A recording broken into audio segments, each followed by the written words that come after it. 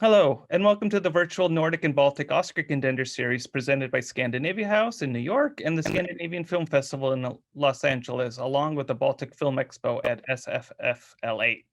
We're pleased to offer virtual screenings of film chosen by the Nordic and Baltic countries to compete for the Oscar nomination for the Best International Feature Film category. And these films are available to viewers across the US on the weekends of January 7th, 14th, and 21st. Today, we're speaking with the directors, writers, and actors Marja Bål Nango and Ingir Bål Nango from the Sami short film Njuokcamat, or the Tongues, which was awarded the Best International Short Film at the Palm Spring International Short Film Festival and the Best Director at the Rhode Island International Film Festival. This film is eligible to be nominated for the Best Short Film Academy Award due to these awards won. Welcome. Thank you. Yeah, thank you. And also not to forget Best Live Action Short at Imaginative. Yes, thank you. Yes. There's going to be a lot of newcomers to this series this year. Could you briefly explain to those the newcomers who the Sami are? So the Samis, we are an indigenous people in the Scandinavia. We are divided in 4 countries, Norway, Sweden, Finland, and the northern part of Russia. So yeah, and a lot of Samis, they live off reindeer herding, but also fishing and a lot of the old way. That's like, yeah. Thank you. That's Samis. Yes. And congratulations on all the awards you won. Can you talk a little bit what it means to you to be eligible for the Academy Award? And has this opened up any awards to you? And my cat is now going to join the Zoom. So, kitty, get down. Hello to the cat. Yes, so it's...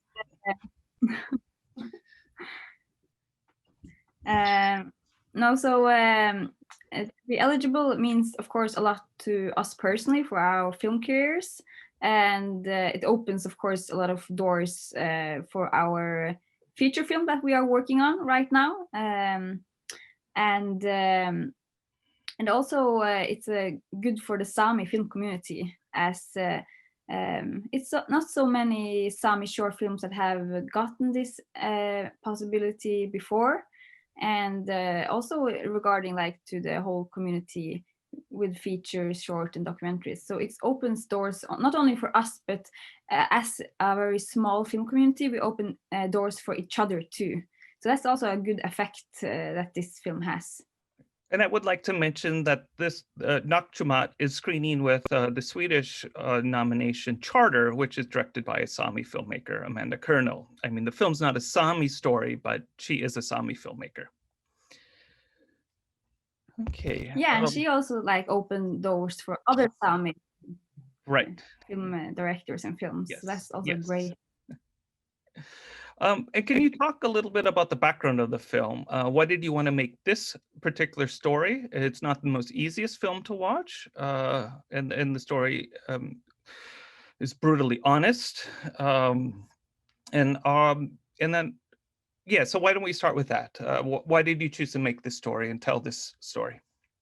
So in 2015, we were in Toronto, Canada, at Imaginative Film Festival, and there we were attending a film workshop with a lot of indigenous people, and we were working on this what does it take for a woman to get exiled from her community, indigenous community. And then we came up, me and Marja, we came up with that if a woman gets raped or sexually assaulted, then she will be exiled from a community.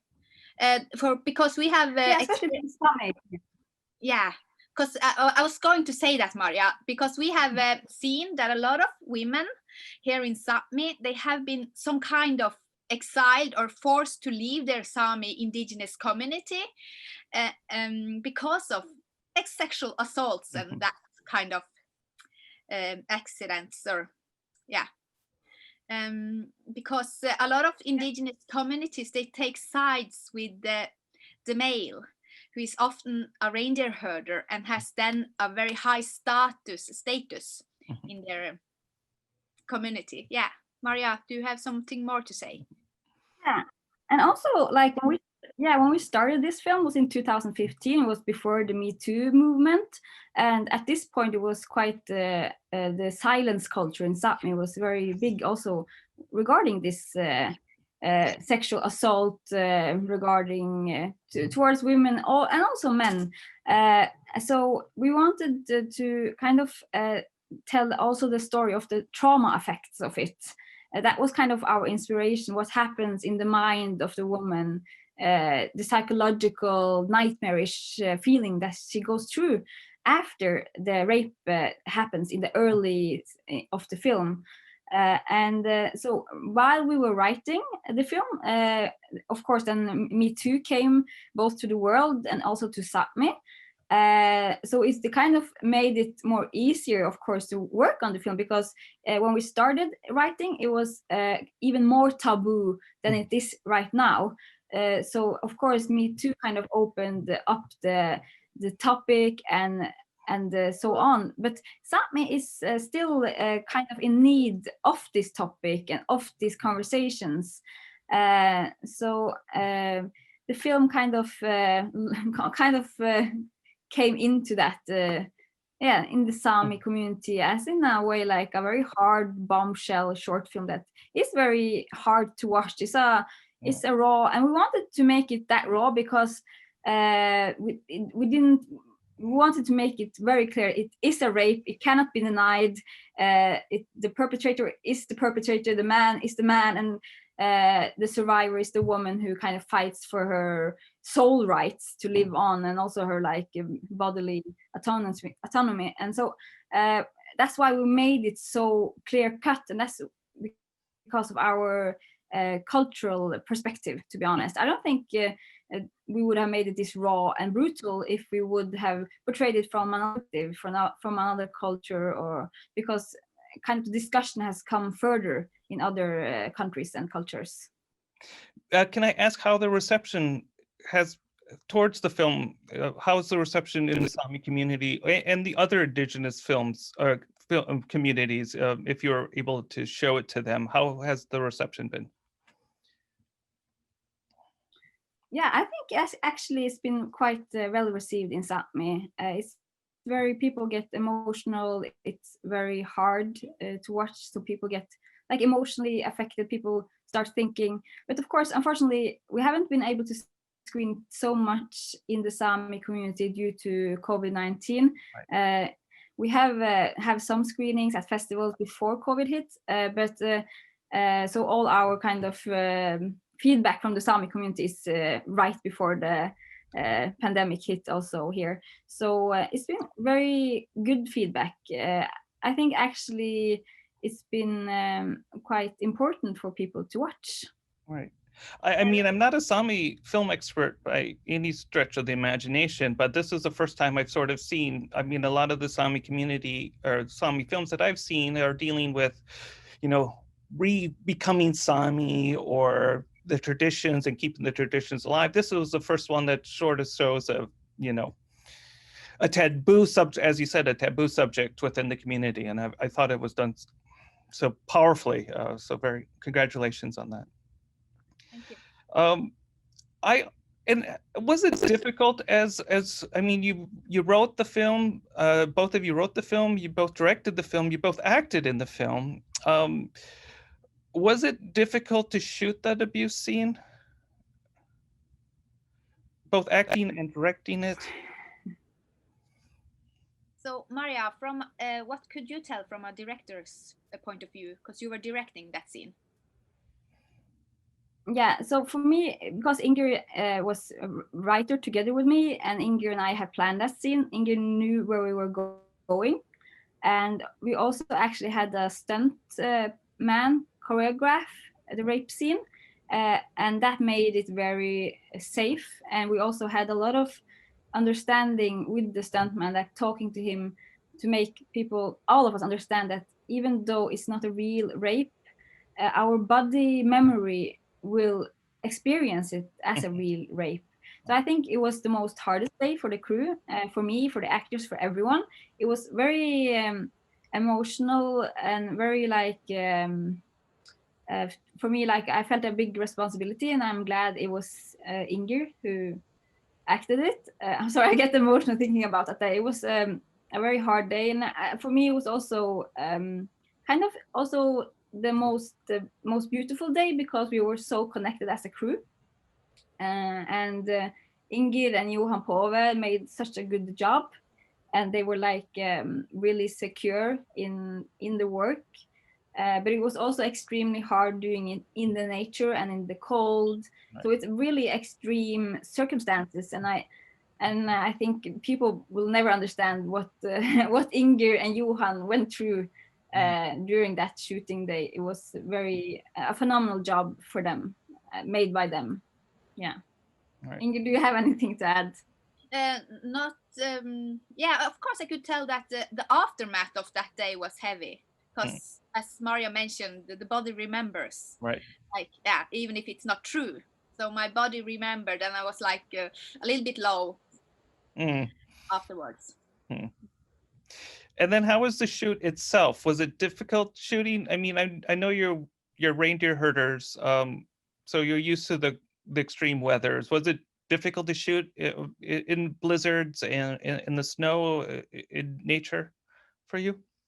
So even if we are from a reindeer herding family, and the man who acted also is from a reindeer herding family, so he was cold. So it's not like because it was not the reindeer herd activity. It was more like, film work. You have to stand still for a long time, and so yeah.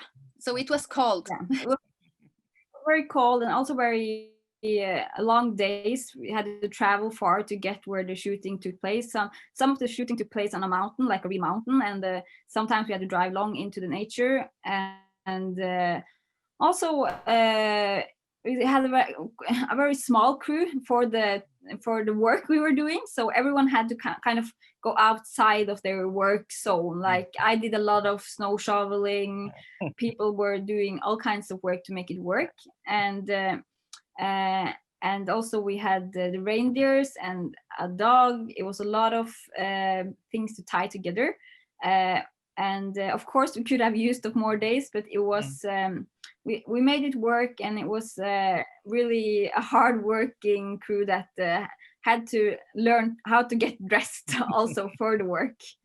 Yeah, and it was like 30 Celsius. I don't know how you say it in American. 30 minus Celsius? Yeah. About minus 10 Fahrenheit? Yeah. Yeah. So it was cold. Yeah, that's very cold. And where was the film shot? You said it was on a mountain, but in Norway, in northern Norway, or? Yes, it was shot two places. One in me and Marja's home area, and one in a little bit south for our. It was like maybe 2-3 hours away from our home. Yeah. All right. And I also in northern Norway. Yeah, of course. Right, northern Norway. By Kautokeino or Alta or? Sorry. No. We are more like at the border from Finland and Sweden. Okay. Like three countries meet each other, so it's a little bit more. Near. Yeah, who's near Tromsø, the city Tromsø. It's closer to that part. Yeah. I got you. And I love like in the coastal. Yeah, gotcha. And I love the use of the reindeer in the film. I thought how you interwove the reindeer narrative as well through the abuse was phenomenal. Can you talk a little bit more about that, using the reindeer as a symbol, as also as a metaphor? So we were very clear from the beginning that we wanted to use the nature and the reindeer as a kind of character, that they were not just beautiful pictures, right? And yeah, and also Yeah, I can just add like you. Like one important thing like regarding storytelling is that we wanted the man to have this layer that he's also like abusive towards the animals, and even though he has gained his status by being a reindeer herder, he doesn't honor our Sami culture, because there are some people who don't honor the reindeer culture or the female in our culture, that they are very abusive, very kind of have almost like that they kind of are in their self perpetrators against nature and reindeers, and in a way also a layering of that how do you say that the way the man is acting in the film, he's in a way like the colonizers himself. He's in a way destroying the Sami culture himself by acting that way, but that's also because the effects of colonization has had the effect on reindeer herding, that it's the Norwegian government, Swedish government who has changed reindeer herding, that has made the unbalance between female and male. But because of in Sami culture, traditionally men and female worked together with the reindeer herding. They were both equally regarded, but because the changes they made in the reindeer herding the last 50 to 100 years, it has changed also the value of a woman, because they had decided only one in a marriage can have the reindeer license. And that means that you cannot, if it's a couple, one has to take another job, and then the man is put in the nature, and the woman has to earn money because they're not allowed to have 2 reindeer licenses in a marriage. So it is like also a comment on how the system has changed our culture and also the status of female, and it's actually quite terrible to be living this change ourselves, because we have grown up with our grandmother telling us how it used to be when they were equals, and ourselves in this modern world be treated as less of a human. It's kind of crazy. So that's also like a personal drive for me and Ingir to make this film, that the anger we feel of being regarded as less of humans in our own culture because of the system is kind of also why you see the aggressive side in the film. It's come from like a real motivation of trying to tell it's not right how it has ended up like this, because it's not the Sami man's fault. It is the system has changed the sexes in our culture. Wow. Thank you. That was a kind of a long story from reindeer herders to the system, but we also, that's very important that we wanted to show it also through the reindeers, that how it treats the animals. It has a longer, like a layering of reasoning here. And of course, as a viewer, you don't need to understand this. Yeah. I read a little bit into that as well. You can just feel it. Yeah, and I like the last scene where you know, a lot of the film was concentrating on just that one abused reindeer, but one of the last shots in the film was the herd of reindeer, and I thought that was, you know, and moving forward. So I thought that was a very nice way to wrap up the film, where, you know, you're stronger as a community, you're looking forward as a community, but you know, at least that's how I looked at the film. So and is how get better. how and just to go on the reindeer herding theme, how is it now? Is are the traditional lands still being cut up and sort of, you know, where you don't have the traditional migration of the herds any longer, or are they trying to, are the governments doing anything to preserve the reindeer herding way of life? So, to put it short, the government, they love to use Sami culture when it's like for PR, you know, telling this country, you know, this is the best country to visit for a tourist. Right. But when they are like towards us as Samis, as the reindeer community, they are eating our reindeers grazing land. And that is something that's like always going on. So we as a community, we always have to fight just to keep our culture and our reindeers alive, because they always want to build something on the grazing areas. And the effects of climate change, I have to imagine, are affecting them. It's not only the buildings, they have the nature is changing, and so it's a lot of and also like traditionally our culture, like with the reindeer herding, has that we have been evolving together with nature, but because we have been restricted now to certain areas and the nature is changing so dramatically, it's also difficult to kind of nowadays kind of evolve together with nature, because we have kind of been the system has been changed. So now we cannot like change places if you want to find another place that's more suited because of the climate is changing. So in a way, it's like we're always fighting for our lands not to be, how do you say, exploited by big corporates who wants to, in a way, mine our land for money.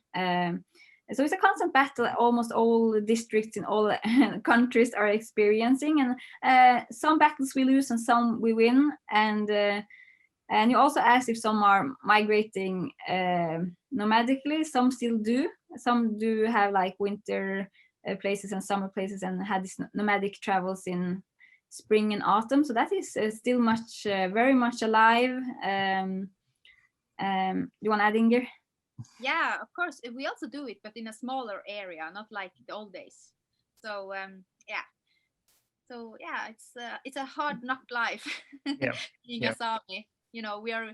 I think like with Samis, we are very traumatized people. So we have a lot of anger and in us that we have. Yeah, and the trauma you can definitely see in this film, like making art of what you have experienced. Yes. And I guess that goes on to my sort of final question. Is there more institutional support for Sami and Indigenous filmmaking in the Nordic regions? And I know, I believe there's some Indigenous film funds out there as well. Is it enough? Are you getting the support you needed to tell your stories, or are you still lacking? Or obviously you're still going to always be lacking, but just, I guess, if you could explain the institutional support that you guys can receive. So this is actually a super important question, and it's a big fat no to that, because the Sami feature films are in a very difficult position, to be honest.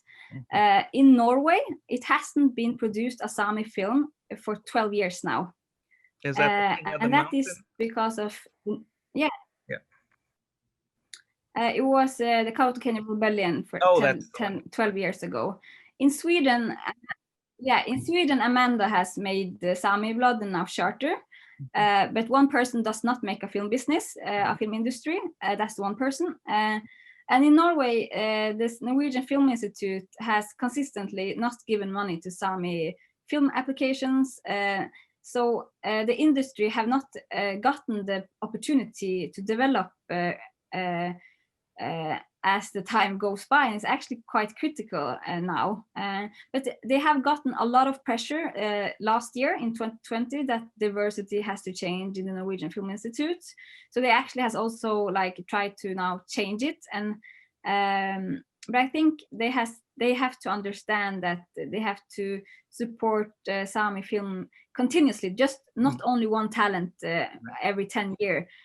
Because the Sami Film Institute, even though they have money to support development and production of short films, they don't even have money to support one feature film a year. So we have actually quite a few opportunities within our country, Norway.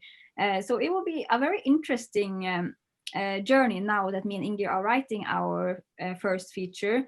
And because we will not be quiet No. if we have like challenges within the finance structure, because it has to change. It's a time for them to understand that they cannot just grant money to white male who make the same films. They have to go beyond what they have done until now. Can I ask who's putting on the pressure? But I want to also say,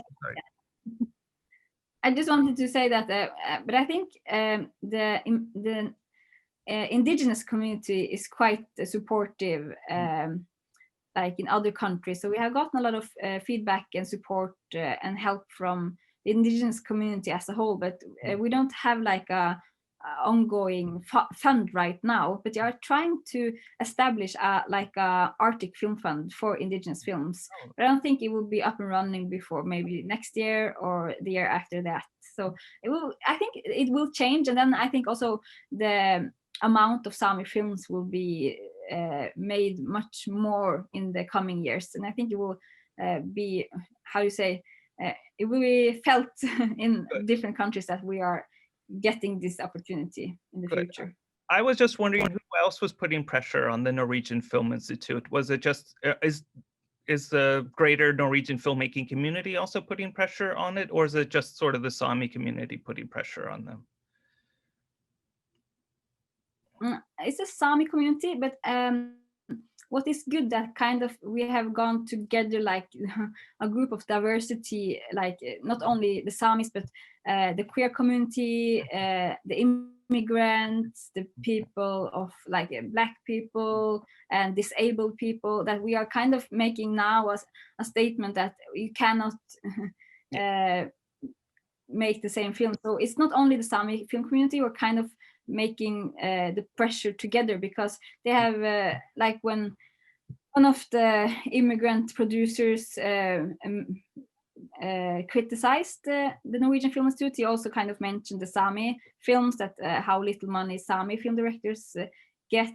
So it's like a collaboration between minority groups that don't get funding. So I think, of course, the Norwegian Film Institute has understood that they have to make a change. So they have actually made this diversity reference group, which actually I am the Sami person there, but it's a big structure to change. So even though I am there now at myself criticizing them person to person, it is like a big ship they have to turn around. It's not done in a beat. It's done like over several years, and like a effort that has to be bigger than they had done so far. So we're still keeping the pressure up. It's not over, even though they give their first grants to, for example, a Sami film. The pressure will still be on for many years to come for them. Well, keep up the good fight. Can you just talk a little bit about the feature film that you're working on? I'm just curious as a film fan myself. Yes. So it's called I Love My Gårdherde, which means I love my reindeer herder. It's about a young male reindeer herder, Ailo, in his early 20s, and he's kind of has this kind of exploration of his sexual identity in this very traditional community of reindeer herding. I look forward to seeing it when it's finally done. Thank you so much for joining us today. The film is wonderful. It is screening this week at Scandinavia House virtually. So purchase a ticket to charter, and you'll be able to see Njuokcamat as well. Yes, and thank you for joining us, and good luck with everything. And I hope that you'll be able to present the film within an audience, because I think there's a lot of points that need to be brought up, and I think there's a lot of people can learn from this wonderful film. So thank you again, and I hope to see everyone soon. Yeah, thank you so much for having us. Yeah, thank you.